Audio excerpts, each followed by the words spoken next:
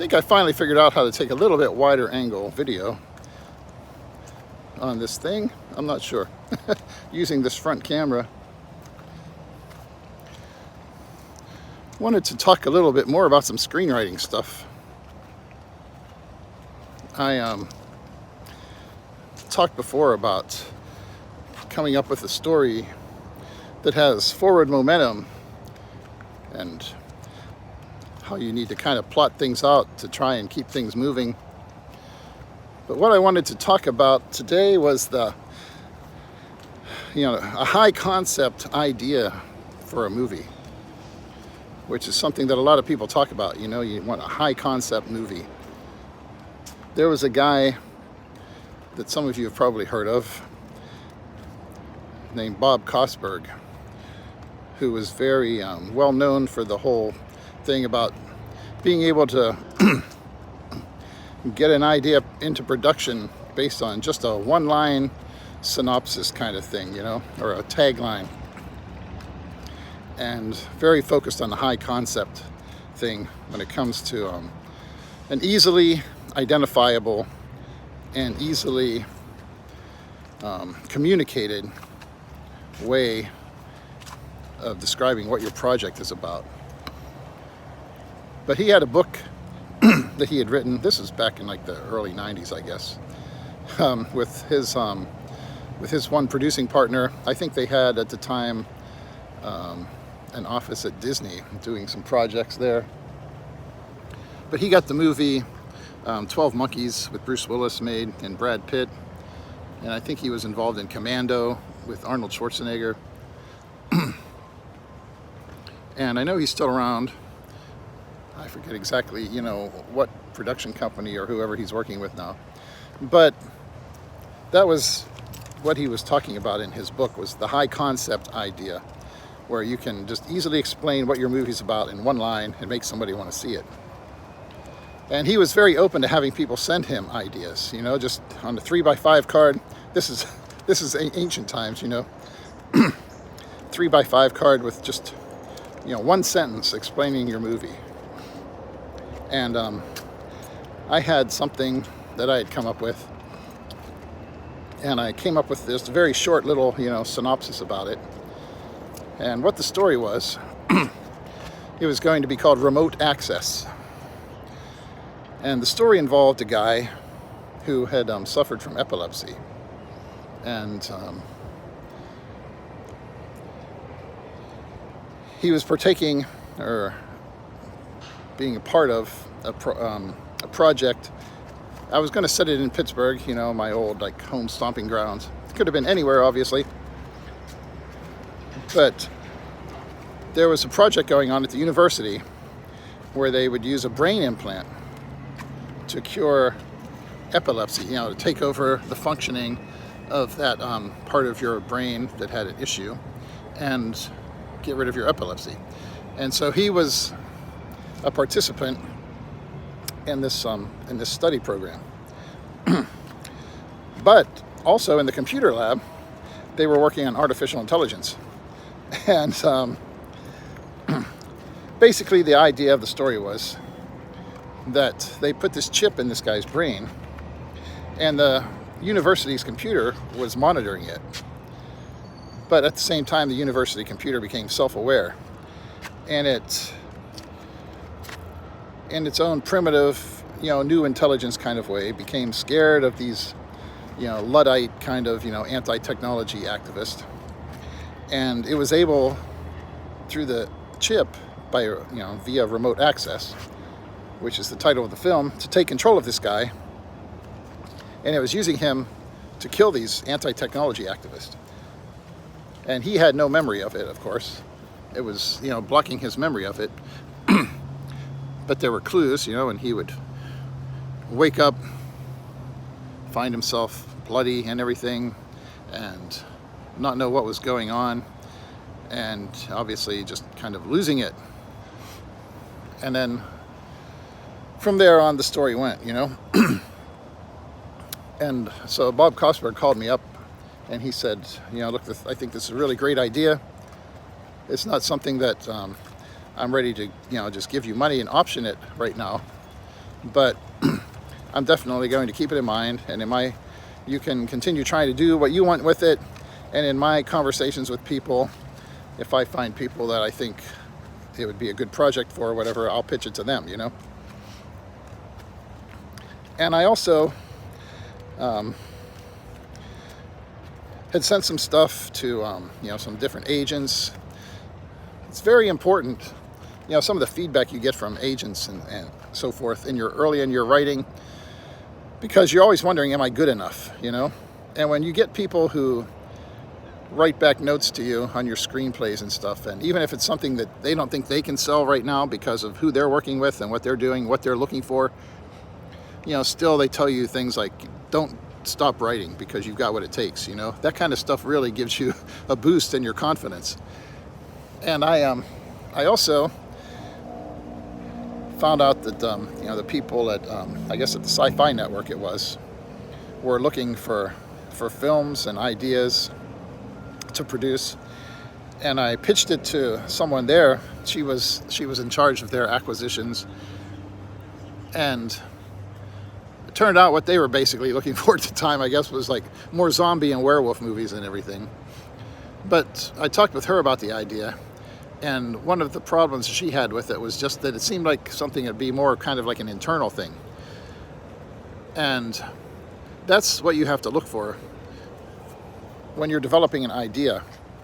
What's it best suited for? If it's something that's going to involve a lot of internal dialogue and thinking about things, it may be better suited to be developed as a novel than a motion picture, because a motion picture is just by its nature going to focus more on the external, and you have to find a way to dramatize that idea and what's going on. If you can't find a way to show it by the person's actions and have it be effectively transmitted to the audience so they understand exactly what's going on, and they can feel what that character is feeling and sense what's going on in their minds via their actions and their words, that's the issue. It's very, very easy to come up with a cool idea and something that gets people interested. Wow, that would be really awesome. Of course, that idea, even though I had developed it some and done some treatments on it and so forth through the years and started working on scripts for it to try different things out, at this point, it would seem derivative. This was like 30 years ago or more. I was in my late 20s, early 30s at the time. And now, with all the things that have come out since then, now with Elon Musk, from what I've heard, I've heard people talk about him working on some kind of brain implant technology to cure things. It would seem derivative if I came out with the idea now, Back then, hey, it was cool, because you didn't really see anything like that. It was just, I came up with it, and wow, this would be awesome. And other people thought, wow, that would be really cool too. But 30 years on, you come out with that. There have been so many other stories that people have done with similar kind of things, and artificial intelligence and computers becoming self-aware. And even back then, people say with Terminator and stuff, you had the machines that were self-aware and fighting the humans, and lots of other sci-fi stories and so forth about that. But having one with that unique angle, something with like the implant for the epilepsy, and then have the computer taking control of the person, and in its like kind of young, naive infant state, just simply seeing these people from the information that they put out about the dangers of artificial intelligence and so forth, perceiving them as a threat and then striking out at them in self-defense. There was an interesting, unique angle. So ideas have their time, You might have a really awesome idea, but it might be an awesome idea for the time when you develop it.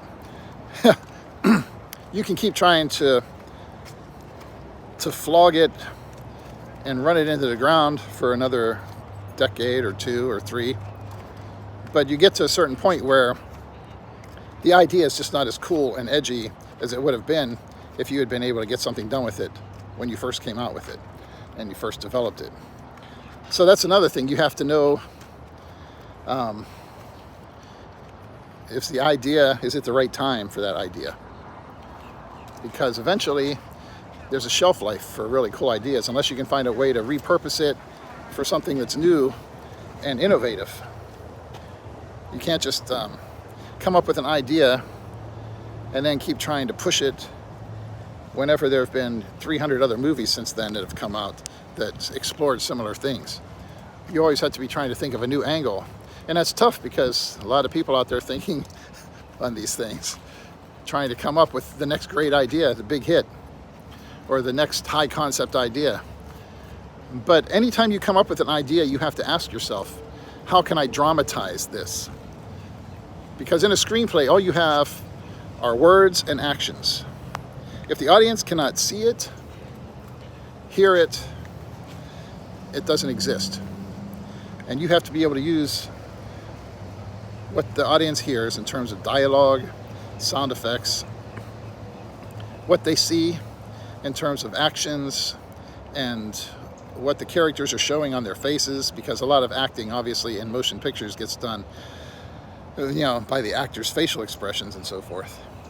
If those things can't describe your story and can't move it along, and if you are not capable of finding a way to put those things in the script in such a way that it's readable and catches people's attention, there's a lot of layers involved.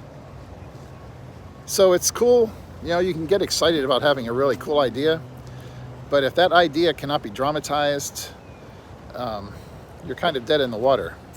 There's a lot of work that goes into it. It's easy just to think, okay, man, I got this great idea, let's go. But someone, even if it's not you, even if you just take the idea and sell it to someone, say like Bob Kosberg or something, and they say, wow, that's an awesome idea, and they have access to all kinds of producers and top-level screenwriters who are capable of taking something and crafting it into a story, and they have proven their abilities time after time after time. Still, somebody has to be able to do that work.